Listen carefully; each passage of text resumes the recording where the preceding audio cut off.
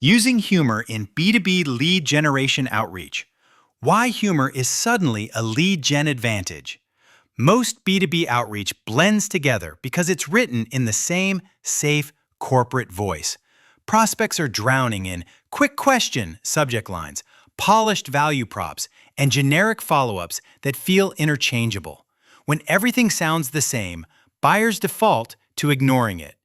Humor works in B2B lead generation for one simple reason. It makes you sound human without requiring a long message. A small, relevant laugh can be a pattern interrupt that earns a second of attention, long enough for your value to land.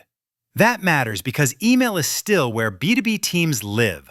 Roughly 93% of B2B marketers distribute content via email.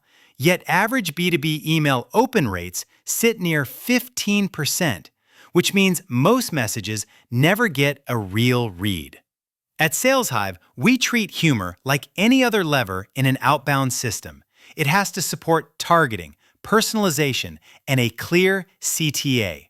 Whether we're running a cold email agency program, building an outsourced sales team, or supporting cold calling services, humor only stays in the playbook if it improves opens, replies, and meetings booked. The goal isn't to be funny, it's to be remembered and responded to. The psychology? Trust, attention, and recall. Light, inoffensive humor can increase trust, which is the real currency in early-stage sales conversations. In an email negotiation experiment, pairs who received a single funny cartoon before negotiating generated 15% higher profits and reported higher trust. Proof that a small dose of levity can change the tone enough to impact outcomes. In Outbound, that same tone shift can move you from vendor number 37 to someone I don't mind replying to. Humor also improves memory, and memory is what drives callbacks, second opens, and let's revisit this next quarter. SalesHive cites research that humorous ads are about 30% more likely to be remembered than serious ads, which tracks with what we see in multi-threaded accounts. The rep who sounds like a person is the one the buying committee recalls later. In other words, humor isn't fluff. It's a practical way to make your message stick after the inbox is closed. Finally, humor works because it breaks expectation without being aggressive. Buyers expect a script. A self-aware line can disrupt autopilot and earn you permission to continue. That's especially valuable for a cold calling agency or outbound sales agency where the first 10 seconds decide whether you get a conversation or a click. Use humor as seasoning, not the main course. The fastest way to misuse humor is to let it replace clarity. Your message still needs strong targeting, a relevant pain, proof, and a simple next step. Humor should sit on top of that structure, not distract from it. When teams treat humor as the hook instead of a tone choice, they often end up with clever lines that don't connect to an outcome. Personalization is the multiplier, and humor rides best when it's tailored.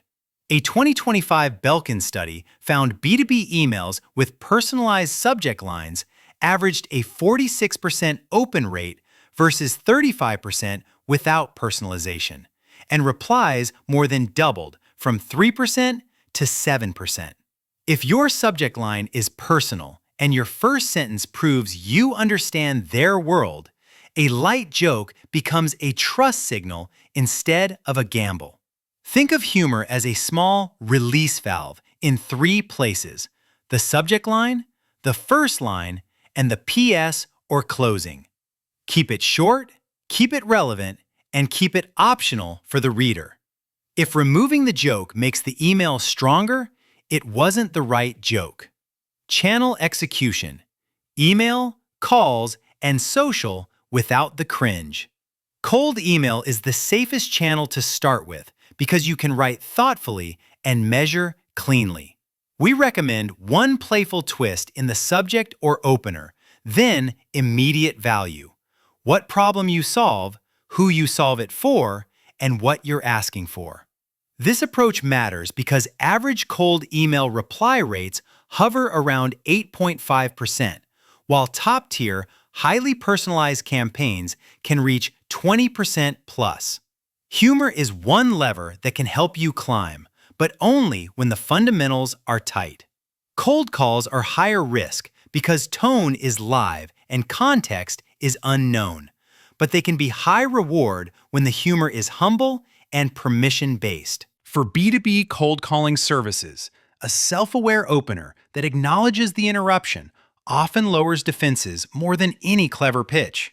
The key is to earn the next 30 seconds, then move directly into discovery. One smile is enough. Social works differently. It's top-of-funnel warmth, not instant pipeline. Meme style and humorous content can drive 25 to 30% engagement compared to roughly 1% click-through rates on generic ads.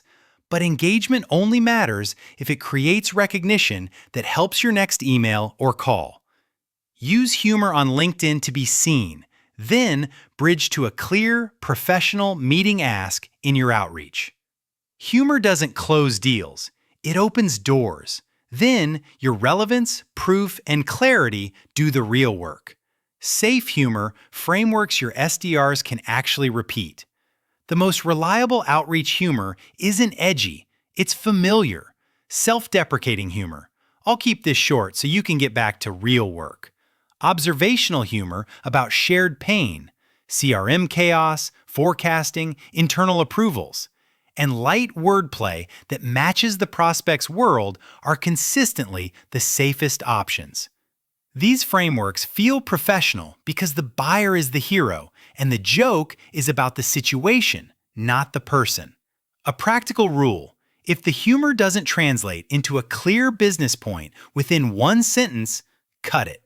In a sales development agency or SDR agency environment, repeatability matters more than originality because your team needs something coachable.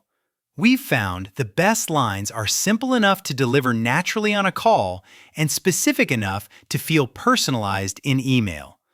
Keep the humor close to the pain you solve and far from personal identity, politics, or anything that risks embarrassment. It should also match seniority. What's acceptable for an SDR to SDR peer message can feel off when you're writing a CFO. When in doubt, choose warm and self-aware over clever. Common mistakes that hurt replies and how to avoid them. The biggest mistake is trying to be funny before you've earned relevance. If your list is off, your offer is vague, or your messaging is generic, humor can make the message feel even more salesy, like you're using jokes to compensate for value. In sales outsourcing and outsourced B2B sales programs, this is where reputation risk shows up fast, because a bad joke gets forwarded internally. The second mistake is overusing humor across a sequence.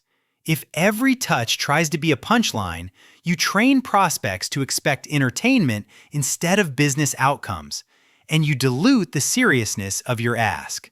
A good cadence alternates: one light touch, one straight value touch, then a short bump that stays polite and direct. The third mistake is ignoring timing and context. Don't use humor when a prospect sounds stressed, when you're discussing layoffs or compliance issues, or when language and cultural differences make tone hard to read.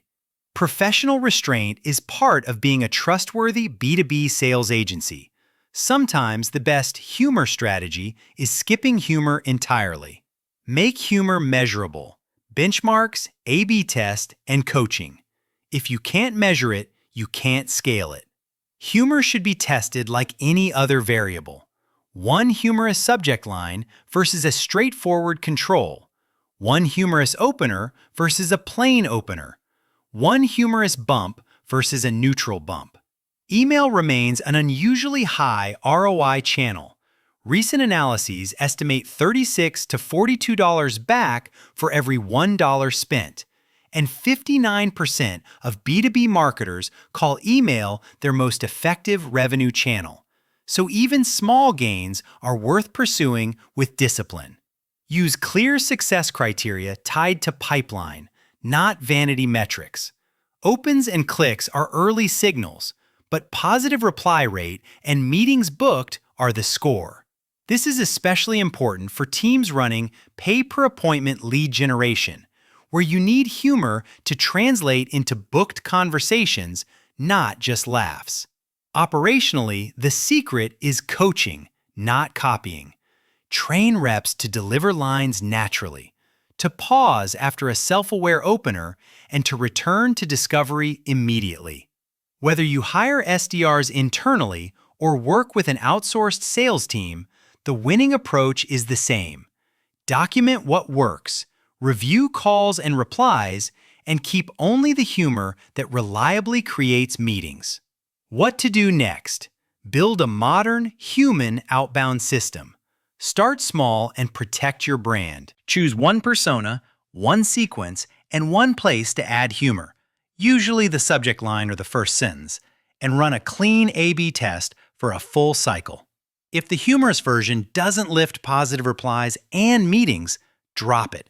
Being funny isn't the goal, performance is. Then, scale what's proven into a repeatable playbook across channels. For example, a cold email agency motion can use humor in the first touch, a straightforward value reinforcement in the second touch, and a short, lightly playful bump in the fourth touch. A cold calling team can keep the intro self-aware, but move quickly into a crisp problem statement and one question that earns permission to continue. If you want humor to be a competitive advantage, treat it like a system. Targeting first, personalization second, tone third, and measurement always. That's the approach we've used at SalesHive across thousands of campaigns and multiple industries, because humor only works when it's relevant, respectful, and tested. Done right, it's a simple way to stand out in a crowded inbox and book more meetings without sounding like everyone else.